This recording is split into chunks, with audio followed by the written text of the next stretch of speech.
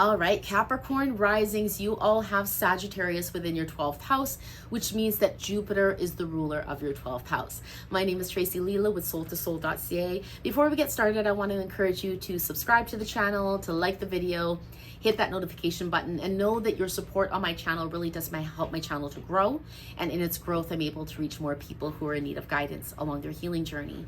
I'm going to talk briefly about what it may be like having Jupiter ruling the 12th house with that Pisces undercurrent, and I have a celebrity example for you. Now, there really is a blessing here, because with Jupiter ruling the 12th house, Jupiter also in traditional astrology rules Pisces. So there's this natural spiritual knowledge and fiery passion for spiritual content within the 12th house. You really are blessed with spiritual gifts.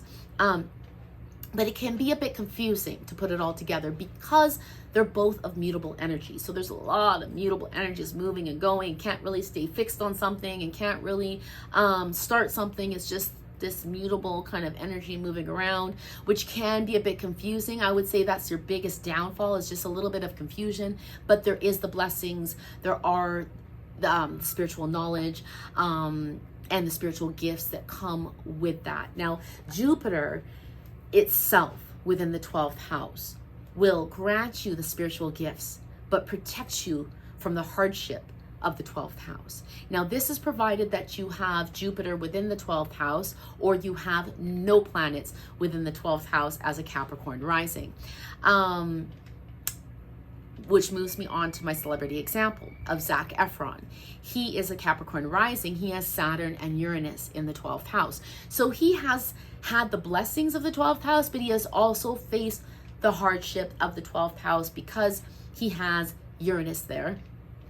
Saturn also can bring some challenges as well if you are not really good with your Saturn. But let's take a look at his experiences. The first one I want to talk about, which I find is so fascinating, is in his role of playing Ted Bundy. He chose transcendental meditation in order to decompress from playing that role. And so this is pure 12th house content. I'm talking serial killer, 12th house content, and transcendental meditation, 12th house content. It shows the polarity of both sides of this house, the fall and the rise. And he was playing a role of such a detrimental aspect of the 12th house. And he was using the blessings of his 12th house to be able to cope with it, which I think is just such, it's incredible. It's such a phenomenon actually to read that, to experience it, and then to see that in his chart. That's the reflective energy. And he apparently loved the transcendental meditation, which makes sense with his Saturn there. See, Saturn in the 12th house is going to give him this ability to have this structured spiritual experience. Uranus is going to give him all kinds of shit coming at him. Spiritual content that comes really quick, visions that come very fast, but it could also have him fall into a slippery slope of addiction and other like challenges of the 12th house. So let's take a look at that. He apparently had a fall at home and had his jaw wired shut, and he almost died at this incident. 12th house content. Saturn, 12th house, that'll like make you fall really hard. But you know, there was a blessing. He got out of it. Apparently he contracted a potentially life-threatening disease while he was on film, but he made his way out of it.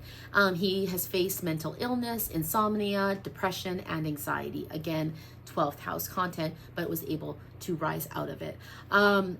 This just shows the ups and downs of the 12th house, and really does paint a picture of Saturn in the 12th house, because with Saturn there, you can fall, right? You can fall, even though it provides you with ability to have this incredible structure and foundation for spiritual content. You also can fall hard with Saturn there, but you also have the ability and the discipline to get yourself back out of it because Saturn's there.